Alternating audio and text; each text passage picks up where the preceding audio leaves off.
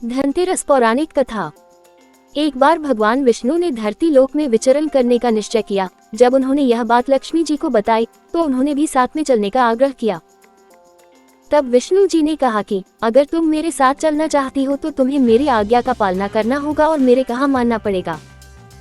लक्ष्मी जी ने भगवान विष्णु की शर्त मान ली और उनके साथ धरती पर विचरण करने निकल पड़ी। धरती पर पहुंचने के बाद भगवान विष्णु और लक्ष्मी जी एक जगह रुके और वहां विष्णु जी ने उनसे कहा कि मैं दक्षिण दिशा की ओर जा रहा हूं, जब तक मैं आऊं तुम कहीं मत जाना। विष्णु जी के जाने पर लक्ष्मी जी के मन में ये जिज्ञासा पैदा हो गई कि आखिरकार दक्षिण दिशा में ऐसा क्या है जो स्वामी मुझे उनके पीछे आने के लिए मना कर रहे हैं। लक्ष्मी जी से रहा नहीं गया और अपनी जिज्ञासा को शांत करने के लिए वह भी विष्णु जी के पीछे पीछे चल पड़ी। थोड़ी दूर जाने पर उन्हें सरसों का एक खेत दिखाई पड़ा जिसमें पीले फूल खिले हुए थे। सरसों के फूलों की सुंदरता देखकर माता लक्ष्मी मंत्रमुग्ध हो गई और उन्हें तोड़कर अपना श्रृंगार करने लगी। इसके बाद थोड़ा और चलने पर उन्हें एक गन्ने का खेत दिखाई दिया। लक्ष्मी जी ने गन्ने तोड़े और उसका रस पीने लगी। उसी क्षण भगवान विष्णु जी वहां प्रकट हो गए। विष्णु जी लक्ष्मी जी को देखकर उन पर क्रोधित हो गए और बोले, मैंने तुम्हें इधर आने से मना किया था पर तुम नहीं मानी और किसान के खेत में चोरी का अपराध भी कर बैठी।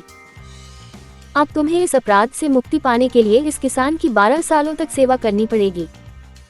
ऐसा कहकर भगवान उन्हें वहां छोड़कर क्षीर सागर लौट गए। इसके पश्चात लक्ष्मी जी उस गरीब किसान के घर में भेष बदलकर रहने लगी।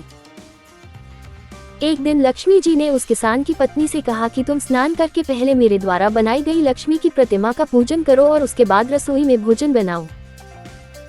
तुम पूजा में देवी से सच्चे मन से जो भी मांगोगी वह तुम्हें मिल जाएगा।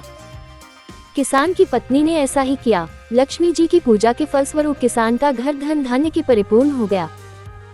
लक्ष्मी जी की कृपा से किसान को सभी सुखों और समृद्धि की प्राप्ति हुई। इस प्रकार किसान के 12 वर्ष आनंद पूर्वक कट गए। 12 वर्षों के बाद लक्ष्मी जी वहां से जाने के लिए तैयार हो गई और विष्णु जी उन्हें वापस ले जाने के लिए प्रकट हो गए। किसान ने उन्हें भेजने से मना कर दिया।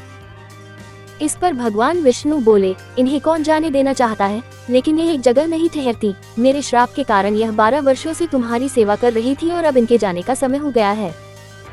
किसान हठपूर्वक बोला कि मैं लक्ष्मी जी को नहीं जाने दूंगा। इस संवाद में लक्ष्मी जी किसान से बोली कि यदि तुम चाहते हो कि तुम्हारे घर में हमेशा मेरा वास हो तो मैं जैसा कह रही हूँ तुम ठीक वैसा ही करना। धनतेरस है, तुम घर को लीप पोत कर स्वच्छ कर लेना। रात्रि में घी का दीपक जलाकर रखना। शाम के समय मेरा पूजन करना और एक तांबे के कलश में कुछ सिक्के भरकर रख देना। मैं उस कलश में निवास करूंगी किंतु मैं तुम्हें दिखाई नहीं दूंगी। इस एक दिन की पूजा से तुम्हारे घर में सदैव निवास करूंगी। ऐसा कहकर लक्ष्मी जी अंतर्ध्यान हो गयी। किसान ने लक्ष्मी जी के कहे अनुसार उनका विधि पूर्वक पूजन किया। लक्ष्मी जी के आशीर्वाद से उसके घर में हमेशा समृद्धि का निवास बना रहा। मान्यता है कि तभी से तेरस के दिन लक्ष्मी जी की पूजा होती है और धनतेरस का त्योहार मनाया जाता है।